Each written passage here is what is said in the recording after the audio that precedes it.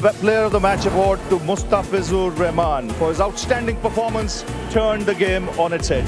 কিছুক্ষণ পরই চলতি আইপিএলে নিজের শেষ ম্যাচ খেলতে মাঠে নামছেন বাংলাদেশি পেসার মুস্তাফিজুর রহমান। জিম্বাবুয়ে সিরিজকে সামনে রেখে তাকে দেওয়া বিসিবির অনাপত্তি পত্রের মেয়াদ শেষ হচ্ছে আজ, ফলে আগামীকালই তাকে দেশে ফিরতে হবে। নিজের শেষ ম্যাচে নামার আগে এই বাঁহাতি পেসারকে প্রশংসায় ভাসিয়েছেন চেন্নাই সুপার কিংসের প্রধান কোচ স্টিফেন ফ্লেমিং।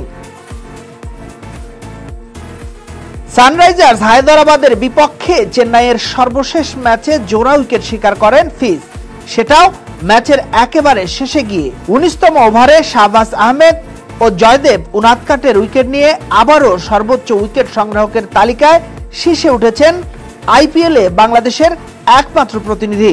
8 ম্যাচ শেষে তার ঝুলিতে এখন 14 উইকেট, যা জাসপ্রীত বুমরা ও হার্শেল প্যাটেলের সঙ্গে যৌথভাবে সর্বোচ্চ।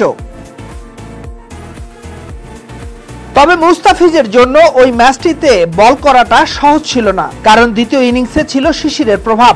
যেভাবে বল গ্রিপ করাতে চেয়েছিলেন বোলাররা, সেভাবে ফেলতে পারেননি।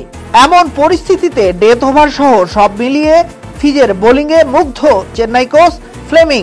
সে কারণেই আজকের ম্যাচে নামার আগে তিনি বাংলাদেশি পেসারকে নিয়ে প্রশংসা করেছেন। একই সঙ্গে জাতীয় দলের ব্যস্ততায় তাকে ছাড়তে হচ্ছে সেই বাস্তবতাও মেনে নিয়েছেন সাবেক এই নিউজিল্যান্ড অধিনায়ক।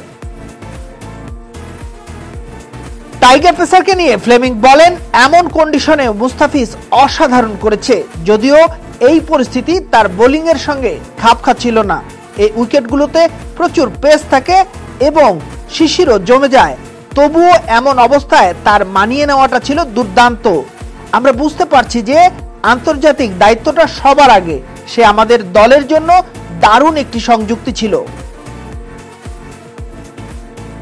আজ বুধবার ঘরের মাঠে চিপকের এম চিদাম্বরম স্টেডিয়ামে রাত 8টায় পাঞ্জাব কিংসের মুখোমুখি হবে চেন্নাই। স্বাভাবিকভাবেই এই ম্যাচের একাদশেও মুস্তাফিজের থাকাটা অনেকটাই নিশ্চিত। শুরুর মতো নিজের শেষটাও তিনি দারুণ পারফরমেন্স দিয়ে শেষ করতে চান। দলের জন্য জয়টা বেশ গুরুত্বপূর্ণ। আগের ম্যাচে বড় ব্যবধানে জেতায় চেন্নাই পয়েন্ট টেবিলের 3-এ উঠে এসেছিল, কিন্তু গতকাল মুম্বাই ইন্ডিয়ান্সকে হারিয়ে সেই স্থান দখল করে নিয়েছে লখনৌ সুপার জায়ান্টস।